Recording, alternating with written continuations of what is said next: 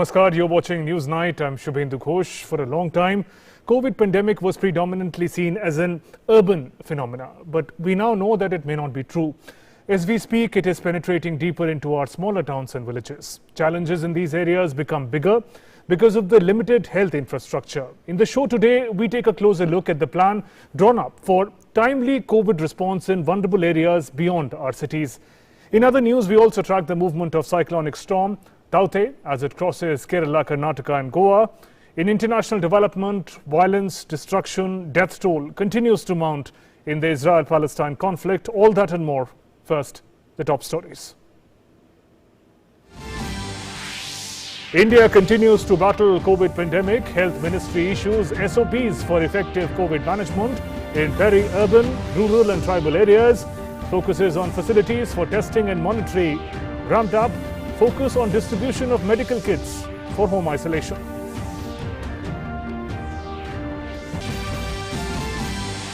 States take strict measures to break the chain of COVID transmission. Delhi, Haryana extend lockdown to 24th of May. Uttar Pradesh Chief Minister Yogi Adityanath reviews health facilities in Meerut and Gautam Buddha Nagar. 15-day lockdown begins in West Bengal from Sunday.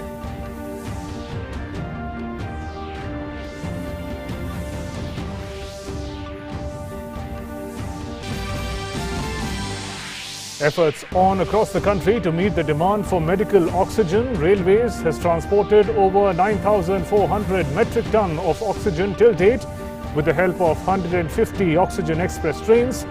Trains reach more states to deliver oxygen.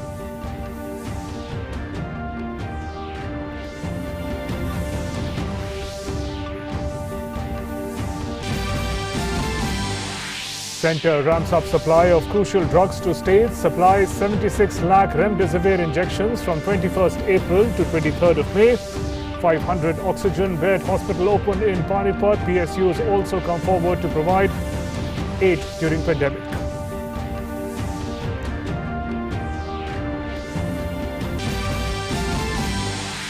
Vaccination drive continues. Over 18 crore 22 lakh doses delivered so far. States and union territories have 1 crore 84 lakh doses in stock.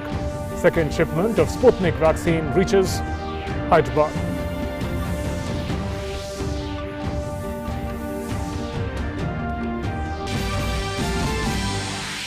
Severe cyclonic storm Taute over Arabian Sea crosses Kerala and Karnataka. Heavy rains in coastal areas of Kerala, Karnataka, Goa and Maharashtra likely to make landfall at Gujarat coast by Monday evening.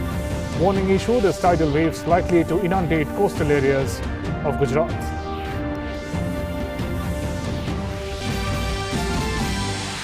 Centre closely monitoring situation arising out of cyclone Taute.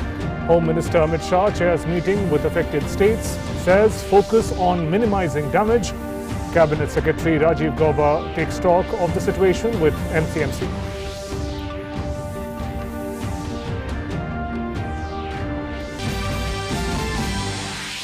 An Israel-Palestine conflict rages on for the 7th day. Israel Prime Minister Benjamin Netanyahu says the operation will continue till necessary. Pope Francis appeals for peace.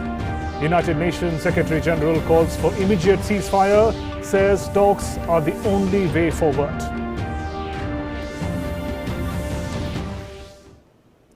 Let's first talk about the COVID situation. As of Sunday, India's active COVID caseload stands at over 36 lakh 18,000 cases. The daily recoveries continue to outnumber the fresh cases. Meanwhile, substantial increase has been made in the overall production and allocation of remdesivir, the crucial drug for treatment of patients. Efforts are also on to boost availability and supply of medical oxygen in the country. Oxygen Express continue to run for seamless supply of oxygen in India. In addition to that, all arms of the government are working proactively to tackle the challenge. PSUs, in fact, are sharing the load of health infrastructure by setting up additional COVID care facilities.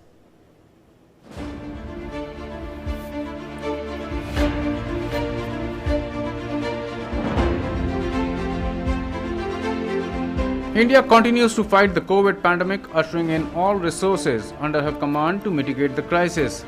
Centre has taken a crucial decision, ensuring proper allocation of critical drug remdesivir to all the states. substantial increase has been made in overall production and allocation of the drug to the states and union territories. Considering the requirement of remdesivir in every state and ensuring its adequate availability, the allocation plan, which was issued earlier and was valid till 16th May, has been updated.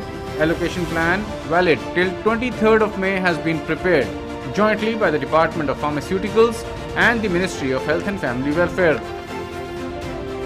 The same has been forwarded to all the states and union territories. They have been advised to place adequate purchase orders with the marketing companies for the quantity of the drug that they want to purchase out of the respective allocation. Meanwhile, the work to increase the supply of liquefied medical oxygen to the hospitals continues non-stop throughout the nation. Haryana Chief Minister Manohar Lal Khattar and Union Minister for Petroleum and Natural Gas Dharmendra Pradhan dedicated a new oxygen plant and a 500-bed COVID-19 care center named Guru Tegh Bahadur Sanjeevani Hospital in Panipat on Sunday.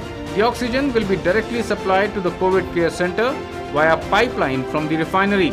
Union Minister Dharmendra Pradhan on the occasion said that the country has decreased consumption of oxygen in steel and petrochemical industries in a bid to meet the rising demand of oxygen across the country. अप्रैल की पहला सप्ताह में देश में medical oxygen की खपत 1300 metric ton थी। जब पिछले वेव आया था कोरोना की, तब मैक्सिमम कैपेसिटी यूटिलाइजेशन 2,500-3 हजार मेट्रिक टन हुई थी। अप्रैल पहला की 1300 मेट्रिक टन से अप्रैल मध्य तक आते आते ये हो गया 6-7 हजार टन। देश ने उसको पूरा किया। आज 10,000 मेट्रिक टन आज देश को लगती है मेडिकल ऑक्सीजन, उसको भी पूरा किया जा रहा है। Haryana Chief Minister Manohar Lal Khattar said that while oxygen availability was a major constraint in the treatment of people suffering from COVID-19, setting up of COVID hospitals near the oxygen producing centers is going to mitigate the problem. अभी तक जो हमारी जो oxygen beds यानी ICU beds, ventilators, ये सब कुल मिलाकर के हमारे 17,500 बेड्स अभी तक उपलब्ध थे, जिनका 13,000-14,000 बीच में प्रतिदिन उपयोग होता था। आज से 1,500 और बढ़कर के 19,000 बेड्स हो जाएंगे और ये बेड्स लगातार बढ़ते रहेंगे। Meanwhile, the Indian Railways is continuing its journey of bringing relief by delivering liquid medical oxygen to various states across the country. So far, the railways have delivered more than 9,440 metric tons of LMO in nearly 590 tankers to various states across the nation. Nearly 150 oxygen expresses have completed their journey so far, and currently 12 loaded oxygen expresses are on the run with more than 970 metric tons of liquid medical oxygen in 55 tankers. Southern states of Kerala, Andhra Pradesh, Telangana, Karnataka and Tamil Nadu have got a big boost in oxygen supply, with several oxygen expresses delivering their loads recently. The NCR region incidentally crossed the delivery of more than 5,000 metric tons of oxygen for further distribution. Oxygen expresses have been delivering nearly 800 metric tons of liquid medical oxygen to the nation each day for the last few days. Meanwhile, the CPUs under the Ministry of Power are also working out multi-pronged strategies for reaching out to every employee in the fight against the COVID pandemic. They have set up COVID care facilities at more than 200 locations for their own employees, the contractual staff and their families. In the process, immensely helping reducing the patient load on the healthcare infrastructure. Power CPSUs have also lent strong support to the PM Cares Fund by contributing about 925 crore rupees. PSUs under the Union Ministry of Mines are also leading from the front and contributing in the fight against coronavirus. From contributing financially towards establishing special dedicated COVID facilities to upgrading their own health infrastructure and conducting mass vaccination, Mines PSUs are continuously working to help fight the second wave of COVID-19. The armed forces continue to bolster the fight against COVID-19. Teams from Naval Dockyard in Visakhapatnam achieved a major breakthrough in repairing 2 major oxygen plants in Andhra Pradesh. Coming to the vaccination drive, the Government of India has been supporting the nationwide vaccination drive by providing COVID vaccines free of cost to the states and union territories, in addition to several efforts to ramp up its production and supply. Centre has so far provided more than 20 crore vaccine doses to states and union territories free of cost. More than 1.84 crore COVID vaccine doses are still available with the states and union territories to be administered. Furthermore, nearly 51 lakh vaccine doses are in the pipeline and will be received by the states and union territories within the next 3 days. Talking of recoveries, India's cumulative recoveries have reached 2 crore 7 lakh 95,335 on Sunday. The national recovery rate is a healthy 84.25%. 3,62,437 recoveries were registered in the last 24 hours. It outnumbers the daily new COVID cases for the 5th time in the last 6 days. On the other front, India's active caseload has decreased to 36,18,458. It now comprises 14.66% of the country's total positive cases. The spirited response by a united nation will surely go a long way in defeating the challenge of this global pandemic. Bureau Report, DD News. All right, so one of the key concerns that have come up during the second wave of the COVID pandemic that is raging across the country is the manner in which it makes our villages, our rural areas, smaller towns, where the health infrastructure is limited, how does it make them more vulnerable? In that regard, important SOPs, standard operating procedures, have been laid out by the Health Ministry today. We'll next scan through some of the highlights, some of the broad pointers that the Health Ministry has said, the manner in which we have to protect our villages and towns. It's going to be a 3-tier structure to tackle the COVID management challenge. First is going to be COVID Care Center, CCC. This is to manage mild and asymptomatic cases. You see, the plan, the strategy is similar to how it was implemented earlier in different places. Now it's been applied to the villages. In the 3-tier structure, number 2 is dedicated COVID Health Center, that's DCHC. This is to manage moderate cases of COVID-19. So there is a segregation to manage different levels of seriousness of COVID patients. Moving on to the next point, we're talking about the 3-tier structure to manage the COVID challenge in rural India. The third is a dedicated COVID hospital, DCH. This is to manage severe cases of COVID-19, patients who are severely impacted, but we know that 80 to 85% of the patients, of course, are able to recover at home. Moving on to the other points, talking about the health infrastructure that is being put into place. Peri-urban areas at the periphery, at the periphery of the urban areas, rural areas, to plan a minimum of 30-bed COVID care center. That's a minimum infrastructure that all villages are supposed to have. Also, within those COVID care centers, there has to be separate area for suspected and confirmed COVID cases. Remember, it means that even suspected cases will be admitted, they will be treated, but there will be a segregation to ensure that there is no spread of infection. Moving on to the next point, CCC, COVID Care Center, to also have basic life support ambulance. In case the situation aggravates for a patient, the patient can be transferred to a bigger facility. Meanwhile, district hospitals, private hospitals in rural areas to be converted to DCH, that's dedicated COVID hospitals that will make sure that serious cases can be taken care of within the periphery of rural India. Now, each village is to have adequate number of pulse oximeters and thermometers. The importance of pulse oximeter to manage the oxygen levels, we all are aware of it. Now, the availability of it in villages is going to be ensured. Also, in terms of infrastructure, a lot of recoveries happen during home isolation. So, a home isolation kit has also been planned with the requisite medications for fever, paracetamol, multivitamins, and so on. These kits would be made available to any patient who is isolating at home because of COVID-19. Importance of hygiene cannot be emphasized more. Cleanliness is a focus. Disinfection of floors, surfaces at least twice a day at all COVID facilities. It will also be encouraged that people who have COVID patients at home also follow similar directions. Also, frequently touched surfaces at hospitals and care centers will be cleaned with particularly 1% sodium hypochlorite solution. It's a known cleaner and remover of germs. So that is being listed clearly in the SOPs given by the Health Ministry. Disinfection of ambulances, of course, are also critical. We're transporting patients after every visit. So hygiene is going to be given the top priority.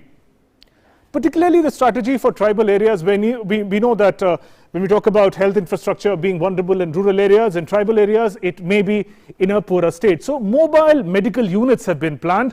These are like ambulances. They are going to undertake multiple roles from testing, treatment, ambulance to also providing basic information and awareness about COVID-19. Telemedicine is going to be crucial because a lot of tribal areas may not be easily accessible. So in that sense, telemedicine is going to be a crucial step forward to manage the geographical inaccessibility of some of the tribal areas. So the best doctors can take care of patients in tribal areas as well. And we know a lot of NGOs work for tribal welfare, and this is a time when their role becomes particularly important. The NGOs to play a crucial role in managing the challenge of COVID-19 in tribal areas. Moving on to people who are recovering post-COVID management, even that is listed very clearly in the SOPs given by the Health Ministry. Follow-up with recovered patients is crucial for any complications. We know that even after a person has recovered, there are complications that are being reported that will be in focus as well. And patients counseling for recovery at home is also going to be ensured, given that we're assuming that most of the people will recover at home in home isolation. Also, patients with comorbidities will be given particular attention to make sure that any health emergency or any health complication is addressed in a timely manner. Those were some of the key pointers of the SOP as has been given by the Health Ministry. This is to be followed to manage the challenge of COVID-19 in rural India. Moving on, the second wave of corona pandemic, in fact, the fear is that it has traveled beyond the urban spaces. Smaller towns, villages, tribal areas are more vulnerable. In view of this, centre and state governments have drawn up detailed plan of action and are also allocating their resources to contain the spread of the pandemic. Here's more on the measures undertaken in various parts of the country. Villages in several states are in the grip of COVID-19 pandemic. Union Health Ministry has released guidelines and standard operating procedures for COVID management in rural areas. Also, state governments are taking steps in this direction. The largest state of the country, Uttar Pradesh, has taken immediate and quick steps for containing the pandemic in villages, and the Yogi government has formed monitoring committee in the villages for this. 97,000 से अधिक राजस्व गांव वर्तमान में हमारे campaign का एक हिस्सा हम लोगों ने इसको बनाया है, जिसमें निगरानी समिति स्क्रीनिंग का काम करेगी और मेडिकल किट उपलब्ध कराएगी। आरआरटी की टीम वहां पर जाकर के एंटीजन टेस्ट कराएगी। The committee formed at the lower level includes Gram Pradhan, Treasurer or Lekpal, Asha Worker, Employment or Rozgar Sevak as its members. The main work of this committee is to test migrant workers upon their return and quarantine them. Also to ensure cleanliness in village along with sanitization and to work for the mantra of test, track and treat. 4 lakh members of 60,569 committees in 5,194 Gram Panchayats in the state go to every house and test their health and give required treatment to the patients. And here the Gram Panchayat officials have a key role to play. जो लोग बाहर से आ रहे हैं, निगरानी समिति द्वारा उनकी देखरेख की जा रही है। जिनमें संक्रमण के लक्षण पाए जा रहे हैं, उनको हम क्वारंटाइन करके उनकी जगह समय-समय पर उनको दवाई दी जा रही है, जिससे हमारे गांव में संक्रमण फैल ना पाए। There has been a continuous decline in cases of COVID-19 in Madhya Pradesh, and the main reason for this is setting up of disaster management committees by the administration right from district level to rural areas as well as block level, and these committees are helping in the Kill Corona campaign by containing the pandemic. Kill corona अभियान के तहत जो सर्वे हो रहा है उसमें एक-एक घर में प्रत्येक गांव के प्रत्येक घर में हमारी टीम जा रही है. The crisis management comprises members drawn from officers, public representatives as well as representatives of civil society. In view of the impact of the committee at the district level, such committees have been formed at the village, panchayat and block level. Through this committee, the government has been able to take decisions quickly as well as monitor what's going on in every district. While Gadola village in Chittorgarh district, Rajasthan, had become a hotspot after coming in the grip of corona pandemic, but due to the steps taken by the woman Sarpanch and her husband against corona, restrictions imposed in the village, there is not a single active case in the village as of now. Same is the scene in Munger district of Bihar, where the district Panchayati Raj Department is engaged in mask distribution and sanitization work in rural areas. In order to prevent any sort of infection, spraying is being done wearing gloves and medical head caps. Villagers are happy with this move because they were not able to buy masks due to financial considerations. They say every villager will be made aware soon as the government has become quite aware in view of the raging pandemic. इसलिए हमको मुखिया जी दिए हैं, पूरा परिवार लगाएंगे और ऐसे बगैर काम के तो घर से कहीं नहीं जाते हैं और जाएंगे भी नहीं। मास्क सब परिवार पहनते हैं और मास्क पहन के घर से निकलते हैं बढ़िया से और घर में रहते हैं। The local administration says that the aim is to ensure that the pandemic does not spread to rural areas and all preparedness is taken care of. Covid की रोकथाम के लिए पंचायती राज विभाग ने बहुत सारी योजनाओं का शुरुआत किया है, जिसमें लोगों को जागरूक करने के लिए माइकिंग का शुरुआत किया गया है। हम लोगों के बीच में माइकिंग द्वारा जागरूकता फैला रहे हैं। वैक्सीनेशन हमारा बड़े पैमाने पे हो रहा है।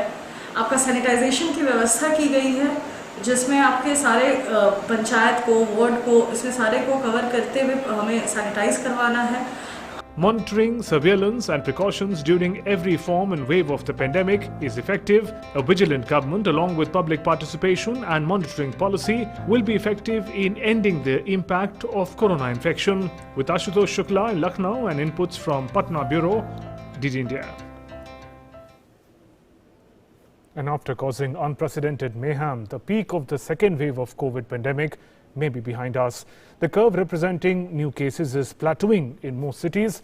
Efforts are on to break the chain of transmission. In national capital Delhi, lockdown has been further extended till 24th of May.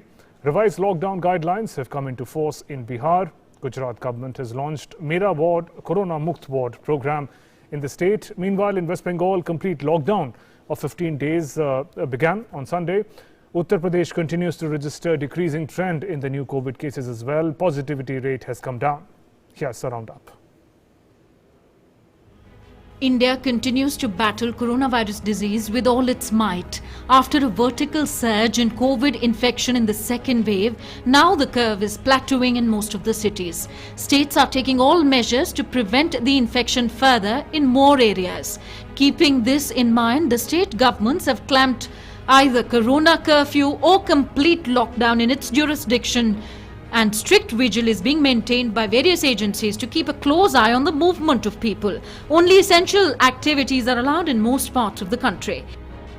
In national capital Delhi, lockdown has been extended further till 24th of May. Announcing this, Chief Minister Arvind Kejriwal said that recovery is taking place at a very good speed in the state, while corona cases are also decreasing rapidly. The neighbouring state Haryana has also extended lockdown till 24th of May. एक हफ्ते के लिए lockdown को हम और बढ़ाने जा रहे हैं, तो कल की बजाय अगले सोमवार को सुबह 5 बजे तक के लिए दिल्ली में लॉकडाउन बढ़ाया जा रहा है। पिछले 24 घंटे में भी लगभग 6,500 केसेस आए हैं, लेकिन पॉजिटिविटी रेट 1% और कम हो गया है। मैं समझता हूं कि अब धीरे धीरे दिल्ली जो है वो ट्रैक पे आती जा रही है। हर जिले में अतिरिक्त बेड व्यवस्था की है। हम केंद्र सरकार से भी लगातार संपर्क में हैं। हमने अपना सारा ऑक्सीजन का ऑडिट करके केंद्र सरकार को भेजा है और हम दावे के साथ कहते हैं कि जीतेंगे हम, हारेगा कोरोना। हम कोरोना को यहां से हराएंगे और भगाएंगे। Uttar Pradesh continues to register a declining trend in new COVID cases. Positivity rate has come down to 22%. Chief Minister Yogi Adityanath is constantly monitoring the situation. On Sunday, he visited the vaccination centre at the Indira Gandhi Arts Centre in Noida. Madhya Pradesh has also reported a decrease in corona cases. The positivity rate in the state stands at 10.6%. Third wave को रोकने के लिए भी अभी से कार्य योजना हमारी प्रारंभ हो चुकी है। स्वच्छता, sanitization, fogging, high risk category को अवेयरनेस के लिए जागरूक करना और अवेयरनेस के एक व्यापक कार्यक्रम को आगे बढ़ाना। पब्लिक एड्रेस सिस्टम के माध्यम से लगातार लोगों में अवेयरनेस के कार्यक्रम को आगे बढ़ाने की कार्रवाई चल रही है। हर एक जनपद में, मेडिकल कॉलेजेस में, डिस्ट्रिक्ट हॉस्पिटल में हम लोगों ने एक व्यवस्था की है कि वहां पे एक पीडियाट्रिक का आईसीयू का निर्माण अभी से प्रारंभ हो जाए। लगातार पॉजिटिव केस की संख्या कम होती जा रही है। कल 7,106 नए पॉजिटिव केस आए और 12,345 स्वस्थ होकर गए। नए केस आने में और स्वस्थ होकर घर जाने में 5,000 का अंतर है, जो एक सुखद संकेत है। Review and constant monitoring of COVID situation is being done in Gujarat. The state government has launched a program, Mera Ward Corona Mukt Ward in the state. मेरा वार्ड कोरोना मुक्त वार्ड ये योजना शुरू की है। आज 16 मई से गुजरात के सभी महानगर पालिका और नगर पालिका पे आज से मेरा वार्ड कोरोना मुक्त वार्ड कार्यक्रम की शुरुआत हम करने जा रहे हैं। Revised lockdown guidelines have come into force in Bihar as lockdown has been extended till 25th of this month in the state. As per the new guidelines, ration shops, dairies, vegetable and meat shops will open from 6 in the morning to 10 in the morning in urban areas, and in rural areas it will remain open between 8 am to 12 noon only. Only 20 people will be allowed to attend the wedding ceremony. Only 20 people will be allowed to attend cremation. In West Bengal, complete lockdown of 15 days began on Sunday. This time, all government and private institutions will remain closed except emergency services. At the same time, lockdown is continuing in Karnataka and the government is taking all steps to prevent infection. The positivity rate in Bangalore has fallen significantly, whereas the rest of Karnataka, the positivity is remains same or more in some districts. So that pattern we need to understand and we need to attend to and we need to mitigate the pandemic in the rest of Karnataka now. BJP National President JP Nadda flagged off COVID relief material for Himachal Pradesh from Delhi. He has sent 17 ambulance vehicles to Himachal Pradesh. दिन रात Bharatiya Janata party का कार्यकर्ता इस संक्रमण काल में भी अस्पतालों के साथ जुड़कर लोगों की सेवा में जुटा हुआ है। यह निश्चित रूप से जो विपदा आई है, यह हम सब लोगों ने मिल करके इससे निपटना है और आगे बढ़ना है, और इसलिए भारतीय जनता पार्टी के लाखों कार्यकर्ताओं को हमारा ये संदेश रहा है और कैसे हम नीचे तक इस संक्रमण काल में अपना योगदान कर सकें, इसके लिए दिन रात एक लगे हैं। जो 17 आज हमारे मोबाइल वैन्स, मेडिकल वैन्स, ये आज नीचे तक पहुंचेंगी, पीपी किट्स पहुंचेंगे, अदर फैसिलिटीज पहुंचेंगी, उसके लिए जो व्यवस्था की गई है उसके लिए मेरी शुभकामनाएं भी हैं और बधाई भी है। Punjab Police is doing a noble job during these testing times.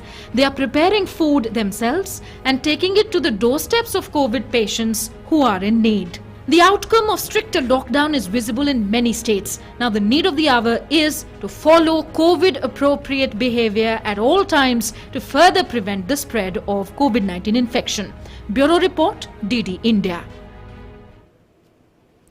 The COVID working group has recommended extension of gap between the first and the second doses of Covishield vaccine to 12 to 16 weeks. Now, this was accepted by the government.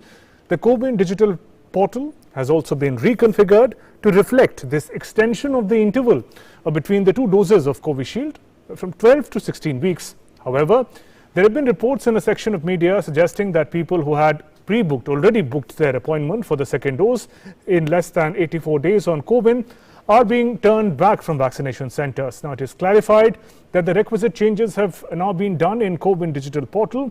Further online or on-site appointments will not be possible if the period after first dose date for the beneficiary is less than 84 days.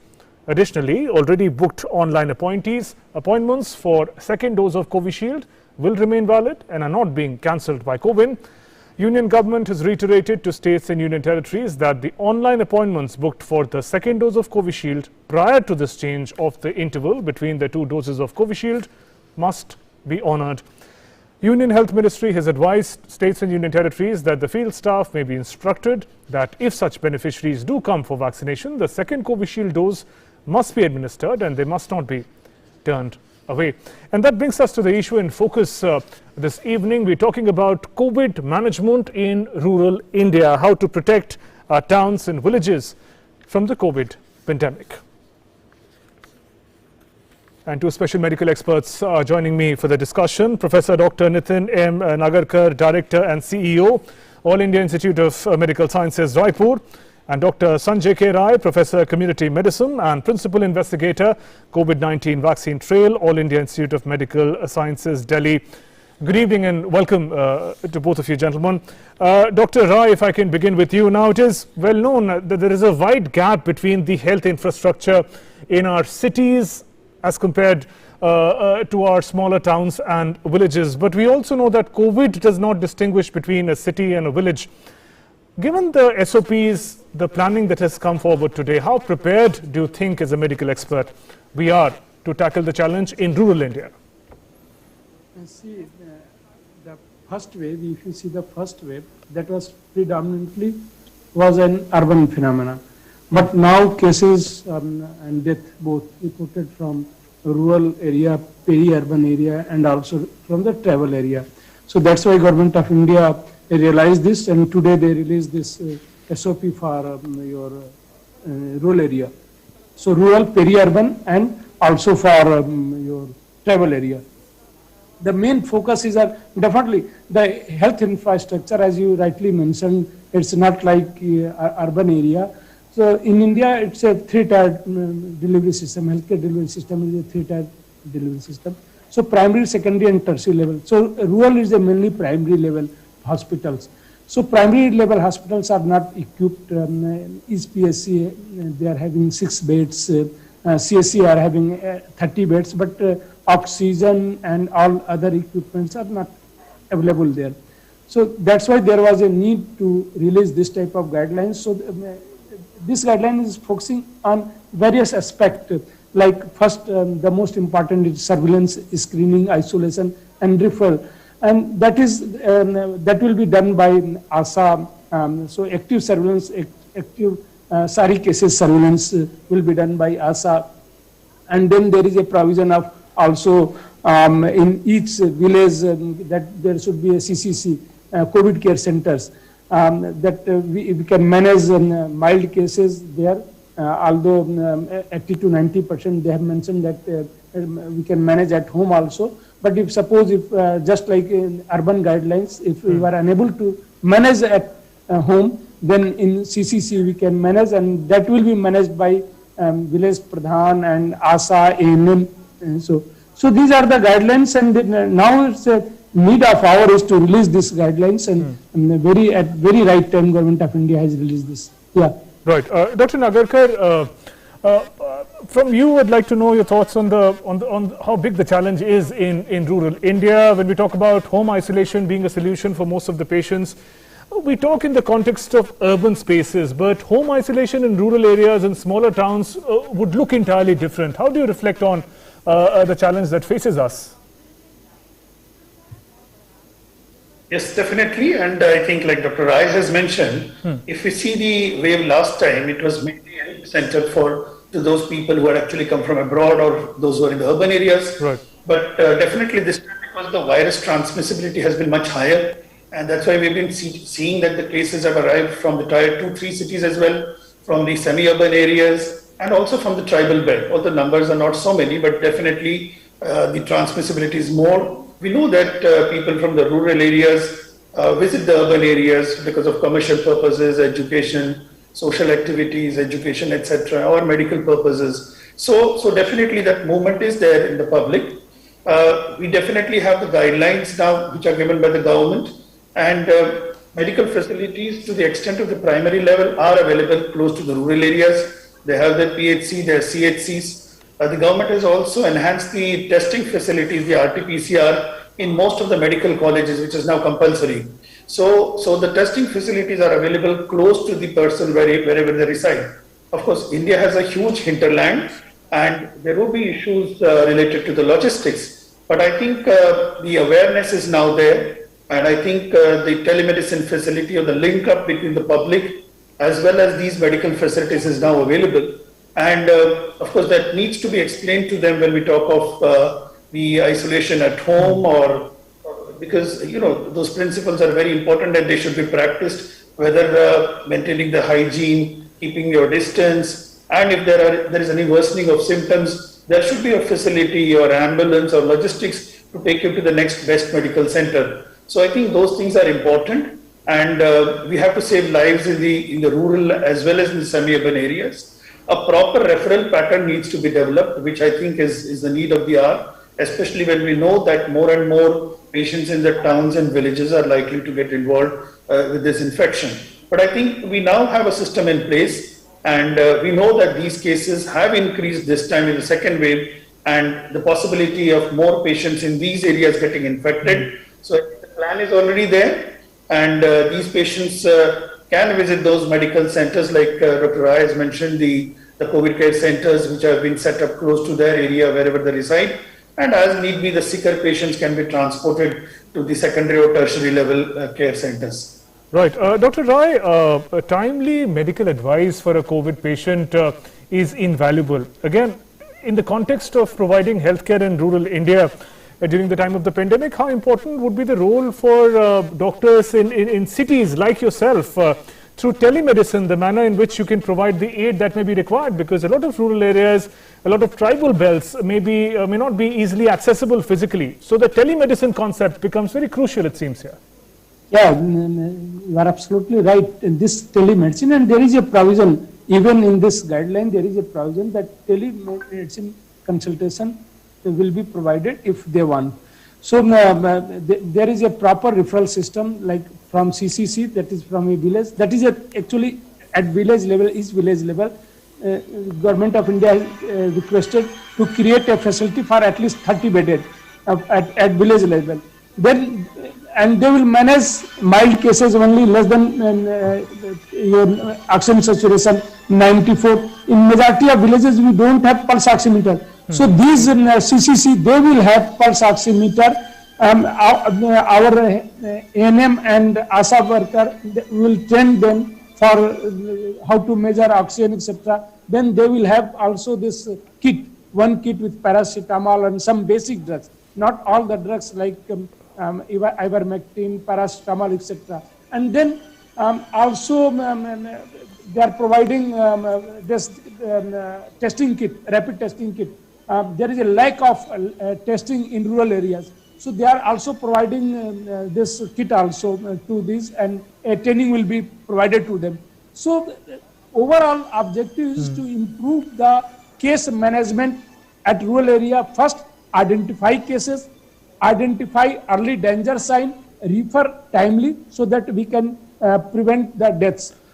So that's why. And Dr. Rai, from our experience of these weeks when we've seen the terrifying impact of the second wave of COVID-19, what, sir, would you say are the key learnings that we can apply when we talk about providing safety and COVID healthcare in the rural belt? Sorry, I could not get you. Say again. I was asking about the key learnings, sir, in the past few weeks of the second wave of COVID-19. What have been the key learnings that we can use to make sure that we lose fewer lives in rural India? As Dr. Nitin mentioned, this current circulating virus, this strain is very infectious. So this will happen in rural area. Also, in rural area, the cases are less compared to urban, but now it's increasing. Everywhere, almost in our part of country, India, cases are increasing. So the learning from the urban we can implement in rural area, and that learning is that diagnose as early as possible, manage properly.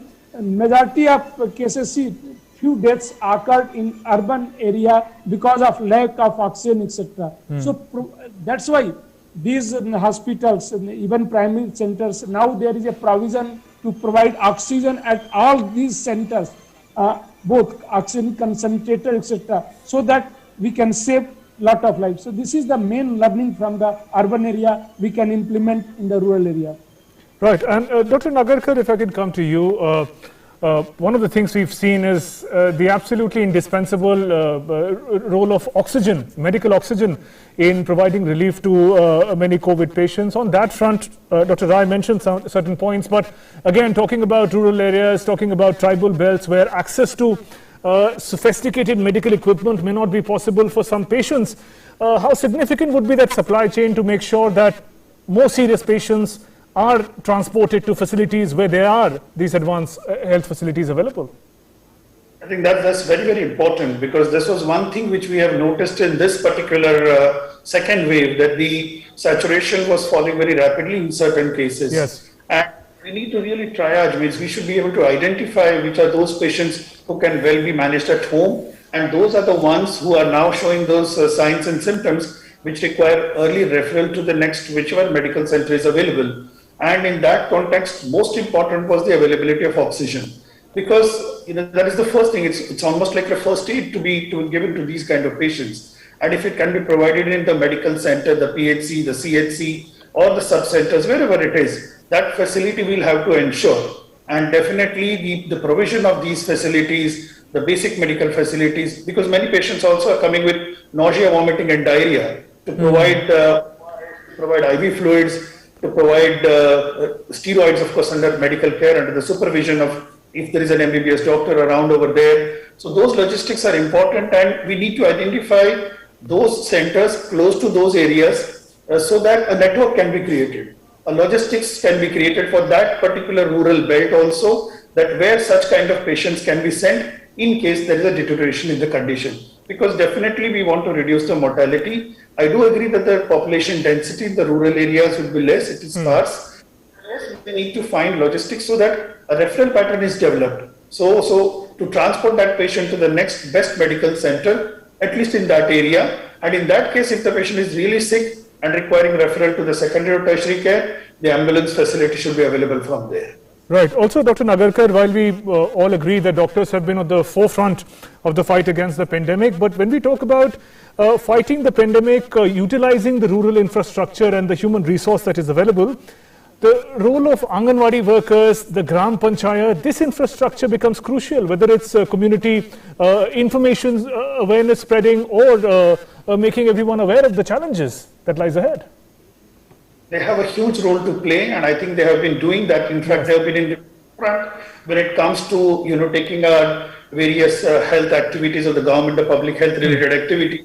And during the COVID times, I think they have got a very, very big role to play. We have the Anganwadi workers, the accredited social health activities, the ASHA workers. They are called as the Mitanins in Chhattisgarh. They have been doing a fantastic job, even when it comes to conditions like related to pregnancy or malnutrition or malaria, etc. So they have been doing a great job already. And I think now everybody is aware about what are the initial signs, symptoms, or the danger signals, especially for COVID. And I think we should take the network which is already existing.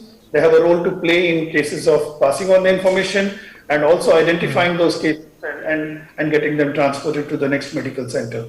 Right. On that note, Dr. Nagarkar, Dr. Rai, thanks very much for joining us on Newsnight and sharing those thoughts and insights. Moving on, Cyclone Taute wreaked havoc in coastal areas of Kerala, Karnataka and Goa. Heavy rains battered some 6 districts of Karnataka in the past 24 hours. 4 people have been killed. 2 casualties have also been reported in Kerala. The severe cyclonic storm Taute is moving over East Central Arabian Sea. It is intensified into very severe cyclonic storm. Is expected to reach Gujarat coast by Monday evening. Rescue relief teams of the NDRF, Army, Navy, Coast Guard, along with ships and aircraft have been deployed to minimize damage. As the very severe cyclonic storm Taute over East Central Arabian Sea crossed Kerala, Karnataka and Goa on Sunday, it is fast approaching to hit the Gujarat coast by Monday evening. While Kerala, Karnataka, Goa and Maharashtra saw heavy to very heavy rainfall, central government in Delhi was mustering all force to face cyclone Taute with a zero casualty approach. Rescue and relief teams of the NDRF, Army, Navy and the Coast Guard, along with ships and aircraft, have been deployed to minimize damage. Taute wreaked havoc in coastal areas of Kerala, Karnataka and Goa. Heavy to extremely heavy rainfall was observed over 6 districts of Karnataka in the past 24 hours. 4 people lost their lives. 2 people died in Kerala on Sunday as a result of heavy rains accompanying storm due to the cyclone. Heavy rain and gusty winds continued to lash Goa since Saturday night. Many feeder electrical lines from other states were damaged, which resulted in severe power outage in the coastal state. Coastal districts on Maharashtra's Konkan districts saw light to moderate rainfall. Light to moderate rainfall will continue to occur in coastal districts of Kerala, Karnataka, Goa, Gujarat and Rajasthan. Further, heavy to very heavy rain and thunder showers are expected over Konkan, Goa and Madhya Maharashtra until Tuesday afternoon. The NDRF has deployed 101 teams with 65 positioned in the 6 more affected states UTs of Kerala, Karnataka, Tamil Nadu, Maharashtra, Gujarat and Daman and Diu. 14 additional teams have also been kept on standby, while 22 reserve teams have been kept in readiness. Apart from this, 16 cargo aircraft and 18 helicopters of the Indian Air Force are also on standby. IL-76 heavy lift aircraft and 3 C-130 transport aircrafts have been pressed into service for transporting men and material to the required areas. Meanwhile, the Indian Coast Guard informed that barring 18 boats from Maharashtra and 1 boat from Gujarat, all boats have either returned to harbour or have taken shelter in the nearby ports.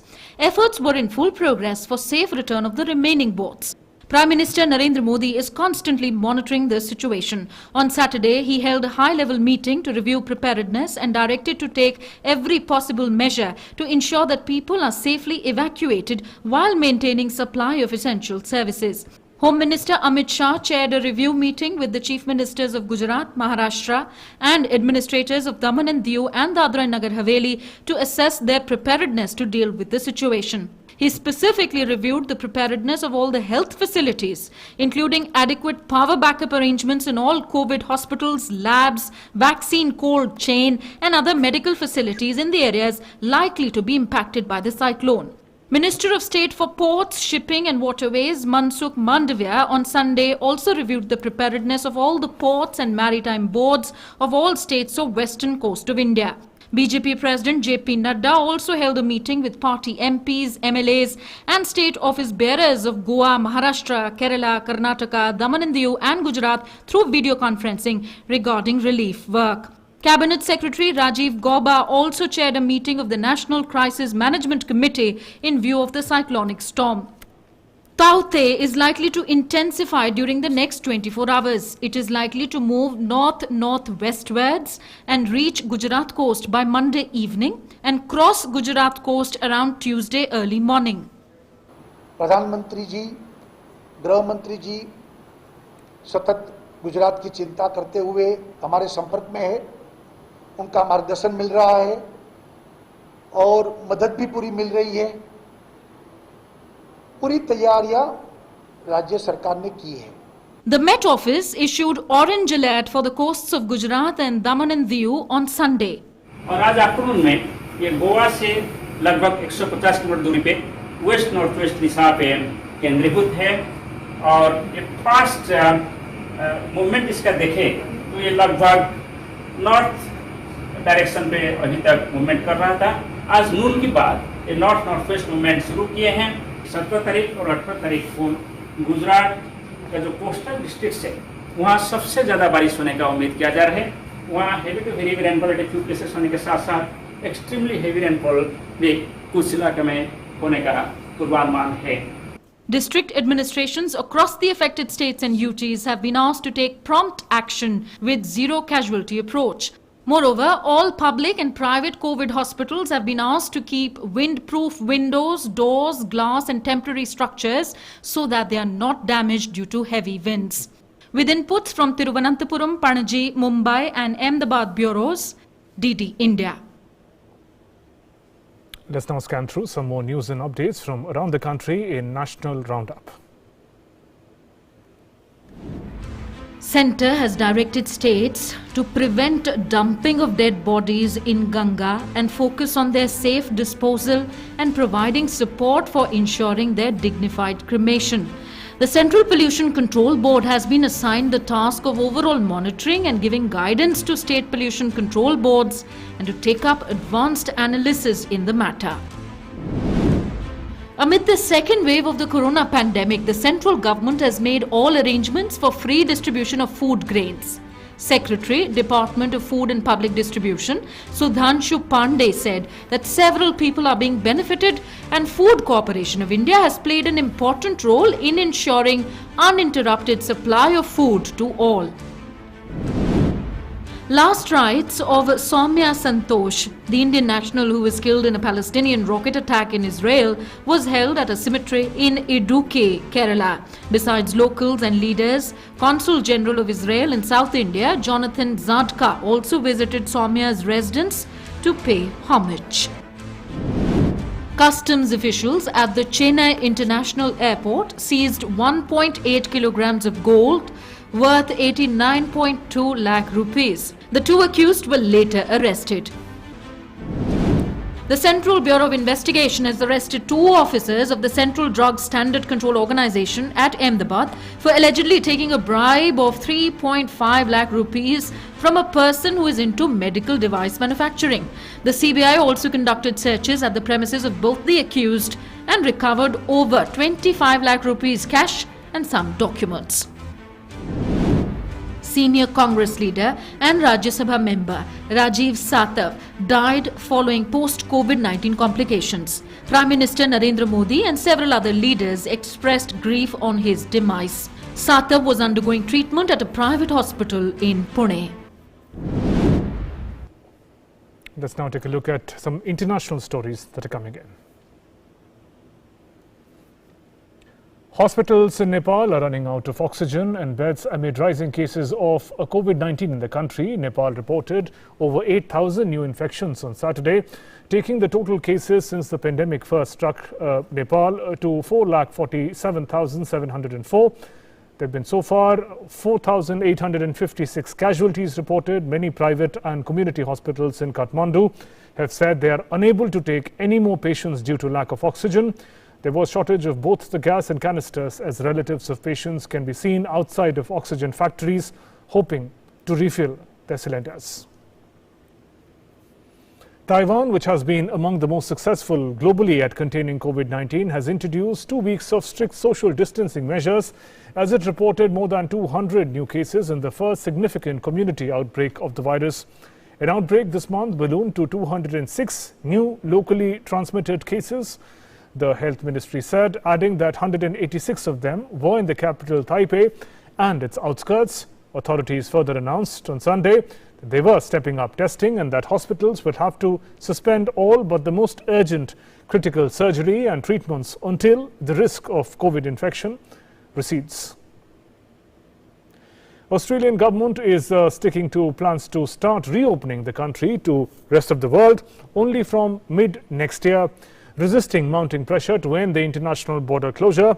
Australia closed its borders to non-nationals and non-residents in March 2020 and has allowed only limited international arrivals in recent months, mainly citizens returning from abroad. The closure, combined with snap lockdowns, swift contact tracing and public health compliance, have made Australia's pandemic control measures as among the world's most effective. Israel bombed the home of Hamas chief in Gaza early on Sunday, and the Islamist group fired rocket barrages at Tel Aviv.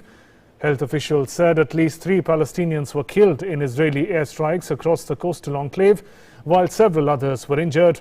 Meanwhile, Israel's Prime Minister Benjamin Netanyahu has vowed to continue to respond forcefully to rocket attacks as long as necessary. As many as 153 people, including 42 children, have been killed in Gaza since the violence began on 10th of May.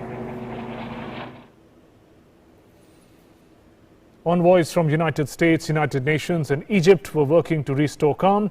UN Security Council on Sunday even held a meeting to discuss the worst outbreak of Israeli-Palestinian violence in years. During the meeting, UN Secretary General Antonio Guterres called for immediate ceasefire and said talks are the only way forward. In Gaza, Palestinians search for wounded under rubble and debris. The hostilities between Israel and Gaza militants continued for the 7th day on a stretch with no sign of abating.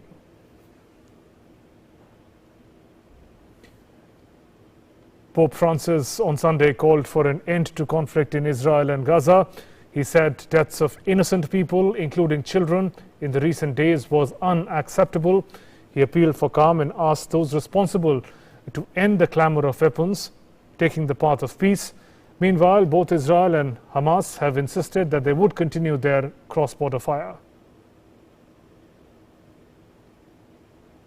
And at a special mass for Myanmar community in Italy, on Sunday, Pope Francis said that people of Myanmar must not despair in the face of evil or allow themselves to be divided.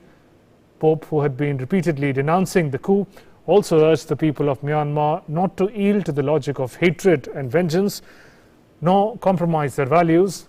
Myanmar's military seized power in February 1st coup, derailing the country's tentative progress towards full democracy and triggering protests that have been met with a bloody crackdown. And with that, we conclude this edition of Newsnight. Namaskar.